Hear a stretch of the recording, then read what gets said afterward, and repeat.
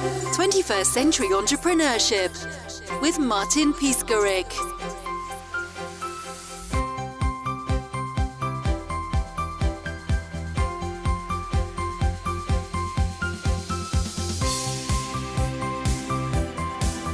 Kevin, hi, how are you today? Hi, Martin.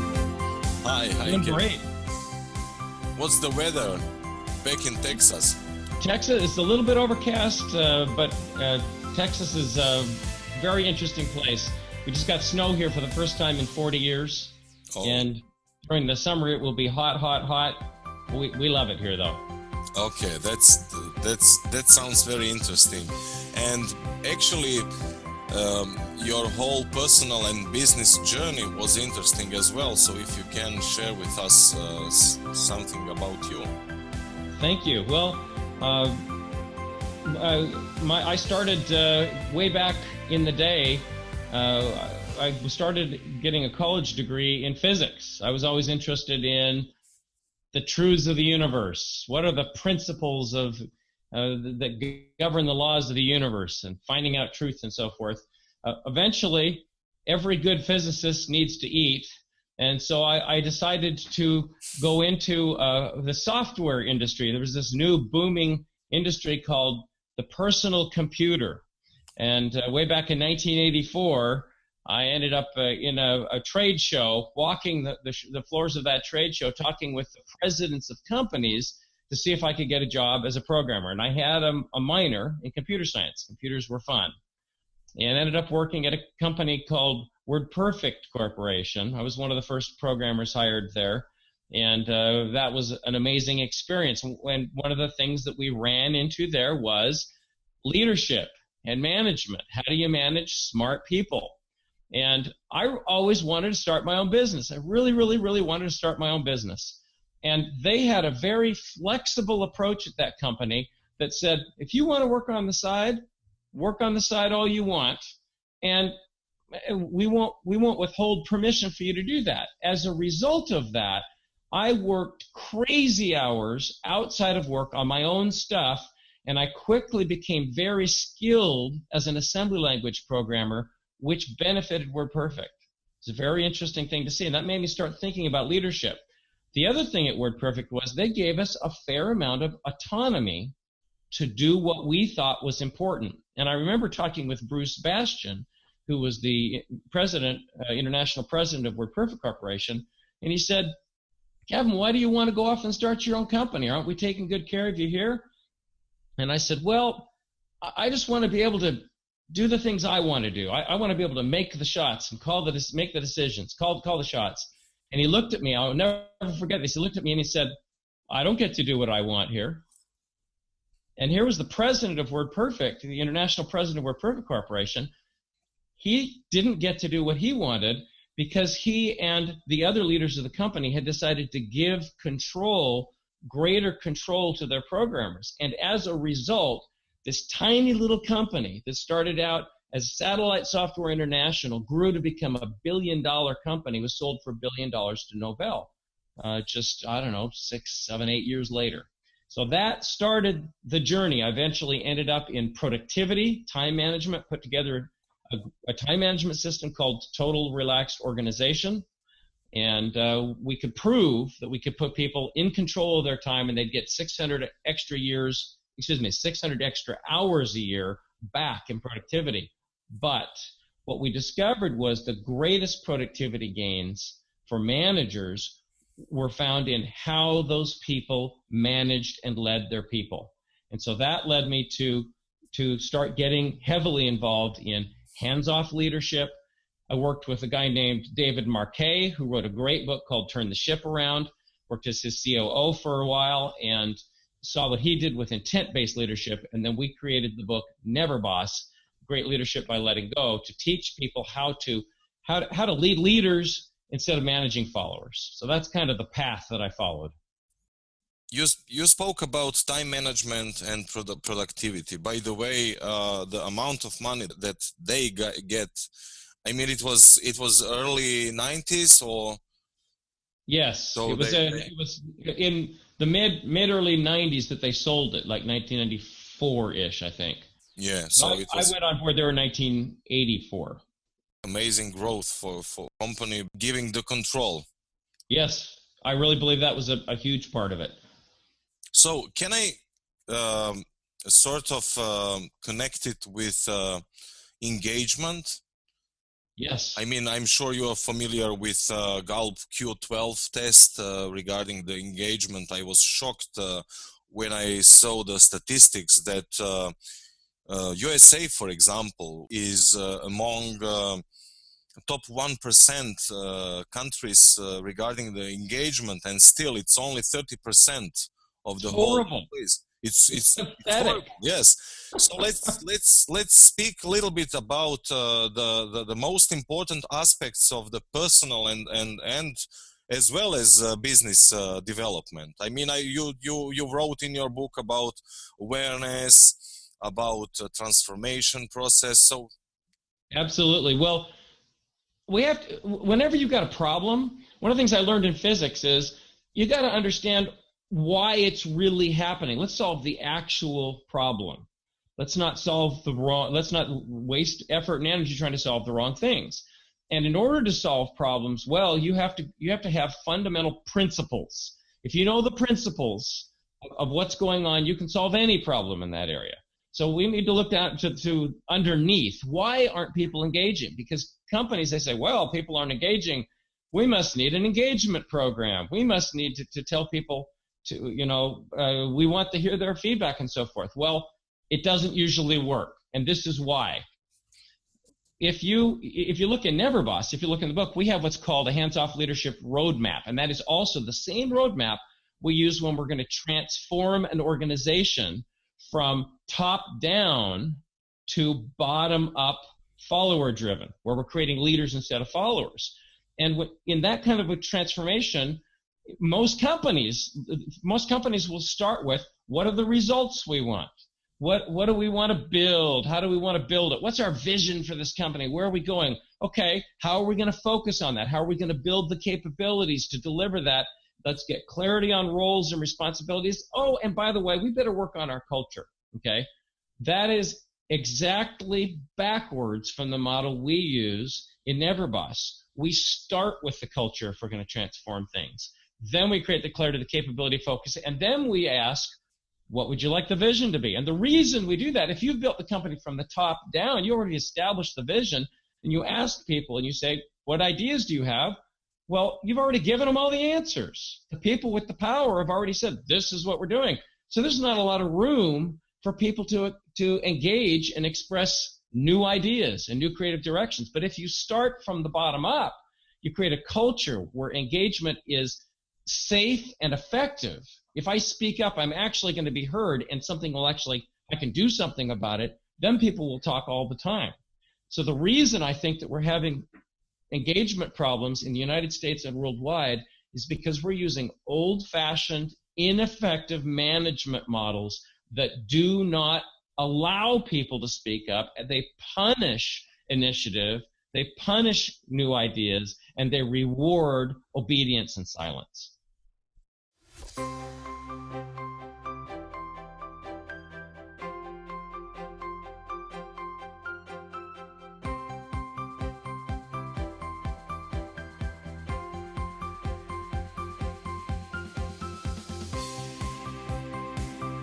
And so you say from the bottom up, engagement is actually effective. Does anything change? I mean, are people today more? I mean, actually, you wrote something about that in your book as well. So is it about new level of awareness, of knowledge, of understanding, of? Okay, good question. How does it happen? Mm-hmm. If you want change to happen, you have to make it as simple as possible, and it has to immediately reward people. People have to hope for something. They have to be assured that they're actually going to get it, and you have to show them a simple path forward. If you do that, change will happen. So if you want engagement to happen in an organization, it's not just about awareness and so forth. You have to go to the root cause. And the root cause of not speaking up in organizations is fear. People don't speak up because they're afraid. They're afraid they'll sound dumb. They're afraid their boss won't like it. The boss is going to kill it anyway. All these things are reasons why people don't speak up. Eliminate the fear and give people actual authority and power to act. And you're not trying hard to change the culture of the organization. You are unleashing the floodgates of change in the organization because people want this. Dan Pink says in his book, Drive, he talks about Motivation 3.0. The new motivation is people want autonomy. They want to become masters at what they do. And they want a sense of purpose and relatedness to other people. You create an organization where there's no fear, and you give them an actual power and authority, and they'll do that. And as a result, they will speak up. So how do you create, the big question then is, how do you eliminate that fear? And there are certain things that cause that fear to be there, and there are simple changes that eliminate it. You've got to create a culture. First of all, you say, look, our new standard in this company is universal safety. And universal safety means mutual empathy, mutual respect, and mutual purpose. And notice, we're not saying the boss needs to feel safe. We're saying everyone needs to feel safe. Mutual respect, mutual empathy, mutual purpose. And then you give people accountability. And accountability doesn't mean I have to answer to the boss about whether or not I'm doing this. Everyone is accountable to everyone else in that company for that standard, regardless of title or position. And you see some great leaders doing this now. I believe Elon Musk said, look, if you think I'm wrong, not only may you speak up, you must speak up. And you can do it publicly. A lot of leaders are very uncomfortable with that. But when you make that safe and you model that behavior from the top down, everyone feels empowered, and it just unleashes the floodgates of change. I have actually two questions, and it's up to you how to organize the answer. First one is regarding triggers. So intrinsic versus, let's say, intrinsic versus external motivation factors. What's the ratio from your perspective? And the second question is, okay, you spoke about as simple as possible, so simple path. But what I found is beneath the simplicity, there is the whole book structure you have based on narrative style, left-right brain development, knowledge understanding application, as we use in Europe, back in Europe, as we call it Europe qualification framework, and you in States have similar. So that combination of those two topics, I think that could be very interesting. Great question. So let's start with, let's kind of give you the big picture here. The bottom line is, if anybody who listens to podcasts or a keynote address or a workshop or reads a book, you know what? You better walk away with something you can actually use, or it hasn't been useful for your time. So that's part of the goal for this session. Let's just not talk, theoreticals. Let's talk about some actual things you can do, like right now, to start making changes in your organization even before you read the book. Okay, so that's part of our goal here. And that was part of the goal in writing the book in the format it was written in. It is a story format, and there's a great YouTube video out there, the 3 best ways to start a talk or a speech. And one of the best ways to start, matter of fact, the best way is once upon a time, or equivalent words when you're talking to an adult. Let me tell you a story when you're talking to an adult audience, because your mind is ready then to hear something, to hear a story. Stories are interesting. We remember stories. And was it Confucius who was quoted as saying, if I hear, I forget. If I see, I remember. If I do, then I understand. And when we read a story, it's almost like we're in it and we're seeing it. So I remember, but I'm almost doing the things that people are doing in the story. And that's kind of what you're talking about, how the story engages emotion if it's well written, and it also teaches principles. So you've got the left brain and the right brain working together. So we wanted to create that story that way. I, however, am not a great story writer. My forte is systems, the simplest possible systems to make change happen fast. So I reached out to somebody who was a brilliant story writer, under-recognized. We call them Moneyball talent. If you've read the book Moneyball, How to Win at an Unfair Game, there's a great movie with Brad Pitt on Moneyball. Highly recommend it. So found this excellent writer and had her write the story. And Neverboss style, we said, you own the story.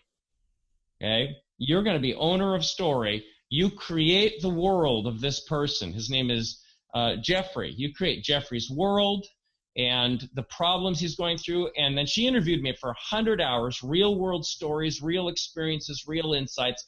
And she took all those experiences, changed the details so that to maintain privacy, and then wove them into this story that showed the transformation of a company and a leader from the beginning of trouble to success at the end, and it exactly parallels what we actually see in companies. So that was the objective of writing the book that way. And by creating a story and by having emotion, that kind of starts to tap into these internal triggers that you're talking about.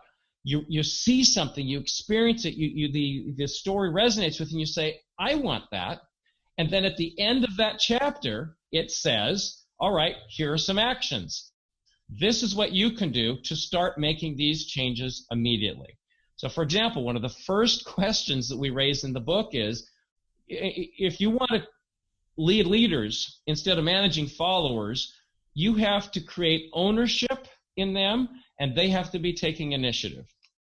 Ownership is the holy grail of great leadership. So how do you get people to own it? Well, one of the first questions is, who feels the pain? If a mistake is made, who feels the pain? And in most companies where you've got this 70% disengagement rate, the boss feels the pain.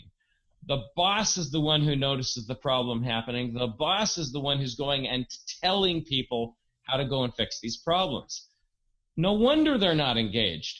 If, however, when a customer complaint happened, it showed up right in the inbox of the person who actually delivered the service, they start to feel the pain. And the better half of that question is, who feels the reward? It's not just about feeling pain, it's about feeling the reward. Who feels the reward? When I first started work, I worked at an Arby's restaurant, and I worked super hard. And one day, one of the workers said, Kevin, did you see the customer comment card that was filled out? It has your name on it. And I thought, whoa, cool. Where is it? It's sitting on the manager's desk, and the manager's desk was right in the hallway. So I kind of walked past that desk and sneakily kind of looked down to see the card sitting there, and it said, you should be proud of Kevin. He shows great customer service. He was smiling. He was pleasant. He represents your organization. Well, I remember those words, and I thought, oh, this is great. My manager's going to talk to me about this. I waited, and I waited. The manager never told me about that card. So in the end, I was left thinking, maybe the manager doesn't like me. Maybe I'm not doing a good job. I don't know. But I wasn't allowed to feel the pain of my mistakes, and especially the reward, the fruits of my labors. So if you want people to start taking ownership in the company, great leaders ask great questions. Start asking questions and setting up the systems so they automatically feel the pain or automatically feel the reward of their actions. So that's an example of these kinds of triggers you're talking about, and the kind of systems. We're telling stories. We're teaching simple principles that resonate with people. They want it. That's internal. It's already in there. We're not trying to make them want something new. And then we show them a simple way forward to do it and simple systems to help them measure and determine whether they're succeeding.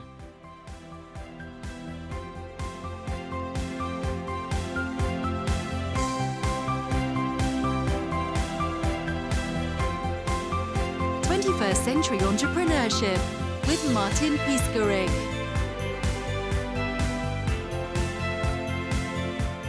What do you feel? What do you experience? What do you think? Is now the good time to, well, actually you have two two models correlate. You have the transformation model per se, so cultural clarity, and you have steps. So you have like transformation circles. Yeah. So yes, leadership steps. Mm-hmm. You mentioned the leadership steps and levels of initiative. Okay, so we got this transformation model, which shows you the big picture of how the whole organization is changing. And the foundation is we're creating a culture of hands-off leadership. We're speaking up is safe. We're taking action initiative is safe, okay? But that by itself isn't enough in organizations. You have the systems, many of the systems in organizations undermine that kind of leadership. So we need to put systems in place that reinforce and support that. Well, as you're doing this, there's a problem. You've got all these middle managers in the company who, in most companies, sadly, middle management is not an asset. It's a drain on the bottom line. Okay? That's tragic. Not just for the company, profitability, okay, that is important. But let's talk about the people. Those middle managers are not feeling a tremendous sense of satisfaction. They're just basically hanging on to their jobs. So how do you get them on board, and how do you actually make the change happen there? Well, what we do with the middle managers is we say, look, we're giving you a promotion. Instead of a manager of followers, we're turning you into leaders and creators of leaders. And that's hard to do, it sounds, so we're going to give you a simple tool that will make that possible. And the simple tool is called the leadership steps. The leadership steps, there's been a debate for decades. Is it better to be hands-on or hands-off as a leader? Do we want holacracy and absolute freedom, or do we want hierarchy where there's greater control and less risk? Guess what? The answer is neither and both. The best leadership style is a transformation from one to the other as quickly as people can handle it. And once you see this as a journey and not as an all or nothing choice, and you realize why you need to be at each leadership step, suddenly it becomes very clear what you should do at each moment, what kind of leadership you should use, so that you're giving more and more power to your people and creating more and more leaders. And leadership steps are simple. And with the organizations I'm coaching and working with, they just measure, what leadership step am I on? And you'll go to step 0 and take over and do their work for them if it's necessary to create stability. The ship can't sink. So that's, but normally you start with telling to create clarity. You're going to make things clear to them. What is your role? What authorities do you have? What are the boundaries? And then you're going to we call that stepping in. Now stepping up. Now we're going to step beside them and train them. And that's step 2. Well, you train people to build their capability, to make it possible for them to deliver, to make sure that there are no obstacles that prevent them from delivering. And then we get to move to this great step 3, where we're coaching. And that's where we're starting to step back. And the purpose of coaching is to inspire greater ownership. Last of all, once they're really kind of owning it, then you get to step away, which is step 4, and we're supporting and mentoring. Instead of coaching, which is more active, you going to them, in mentoring, they come to you. So that's the leadership step, and it's measurable. Every week when we meet with somebody, in a one-on-one, I'll say, okay, I think I'm on step 3.5, probably 3.5. I'm halfway between coaching and mentoring. Where do you think I'm at? And then they say, well, actually, you remember when you made me send you my email and you rewrote it? I think that was taking over. I think that was step 0. Oops. And now we're having a discussion about it. And what we measure improves. So if you want to change leadership, you have to actually be able to measure leadership. And that's what the leadership steps do. And one last comment, the flip side of that is the workers. What is the worker doing? And that is their initiative level. So we have a very simple measure called levels of initiative, and it's A through F. F is they do it when they're told. And notice most companies are happy with that. Well, when I tell my workers to do something, they do it. Well, there's no initiative in that. I have to constantly drive everything. Micromanagement never was leadership. So we want these people to take initiative. So a D is where they're asking, hey, what do you think I should do, boss? I'm ready to do something new. A C is where they're recommending, hey, this is what I think I'd like to do. This is what I recommend. This is what I intend to do. And this is my plan. That's even a C+. But then you get to this beautiful point where they're doing it on their own and they report back.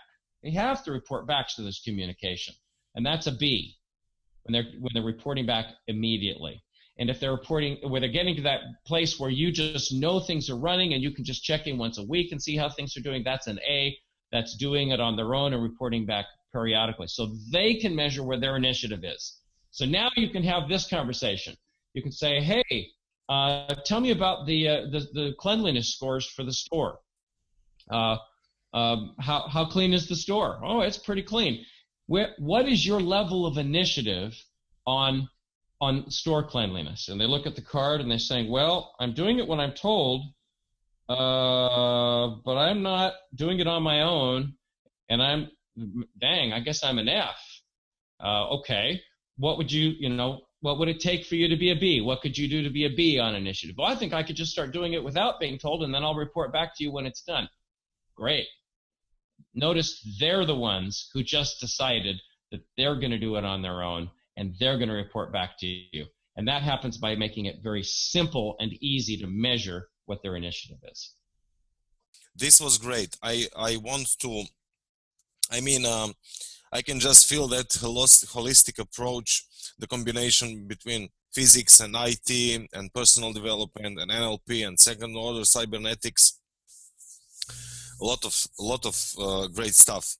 One of the outputs from that kind of thinking and from your business and personal path is definitely to have quantitative measuring model. In your case, it's scorecards. Yeah. Well, scorecards actually we hand them out as most companies just use these little wallet cards. And for example, a fast food franchise in the United States, they make these cards part of the uniform. You must keep these in your pocket. So at any time, the worker can say, boss, what leadership step do you want to be at right now?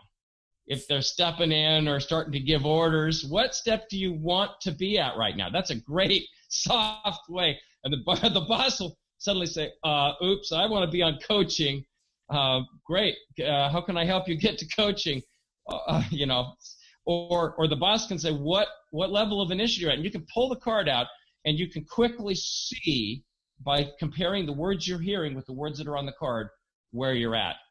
What you measure improves, and when you can engage on that measurement, it accelerates the improvement. Many of my clients are, these are part of the uniform.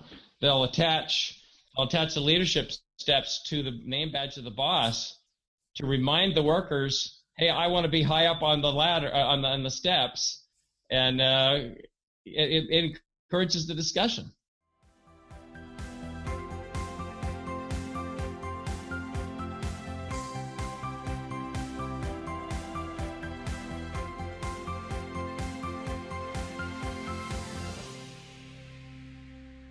What I really like to end up with here is something quick that the listener who's listening now can take back and immediately start to do and see immediate results. Now, for example, I got a call from Catherine Hoke of Defy Ventures in New York City. And they are a wonderful organization. They take people who are in prison who have entrepreneurial tendencies and show them how to be entrepreneurs successfully once they leave. So they've got this great life ahead of them. I love what they're doing. And they wanted to change their culture in their company. They wanted to have a culture where there was no rumor mill. And so we quit. In 1 hour, I talked with her about what we call the open floor policy. It's in Neverboss. And it's a very simple principle and system that solves the problems caused by traditional open door policies. The traditional open door policy, which says you can come and talk to me anytime you want, is bad. It destroys engagement. It creates mistrust. how can that be? I mean, we're trying to do the right thing and listen to people, right? Well, here's the problem. The traditional open door policy says, boss, I've got a problem with Joe. You know, Joe's just being mean to me all the time, and I don't like the way Joe's in. And what does the boss say? Okay, I'll talk to Joe about it. Now, when the boss goes to talk to Joe about it, Joe's going to say, well, who said this about me? And the boss is going to say, probably, well, I can't tell you who that is, but you need to work on this. Well, that's terrible, because now everybody in the whole organization could potentially be the person that doesn't like them. Not only that, 90% of the time when there's something like this going on, there's actually a misunderstanding happening. And so there's no way for Joe to talk with the guy who was upset with him and say, hey, I'm so sorry I came across that way. That's not what my intention is. They can't work it out. That's terrible. So instead of Neverboss, we teach an open floor policy. So here's something you can do in your organization to quickly change the culture and tone of your company. And it's this. If you have a problem with somebody, try to talk to them about it. But if you can't, I mean, that is your first order. But if you don't feel safe doing it or you can't, then do talk to the manager. The manager will listen all they want. They will coach you. They will advise you, but they will not take action on their own. They will ask you to go back and talk with that person and see then if you can resolve it. Now, if that doesn't work, or it is a situation where there's a potential safety problem, then the three of you will talk together about it. The three of you together. And if that doesn't get resolution, then you're going to escalate it together. All three of you will go to the next boss up, and the four of you will discuss it, or up the ranks until it gets resolved. So that's called the open floor policy, and that eliminates fear of talking, fear of being trapped, not being listened to, not understood, or being judged and blamed for something that I wasn't doing wrong, and having the boss just assume that I was doing the wrong thing without discussing it. So that's a simple change that you can make in your organization to start feeling some of the benefits that we talk about in Neverboss. 21st Century Entrepreneurship with Martin Piskoric. Thank you for listening 21st Century Entrepreneurship. Please subscribe and have a nice rest of the day.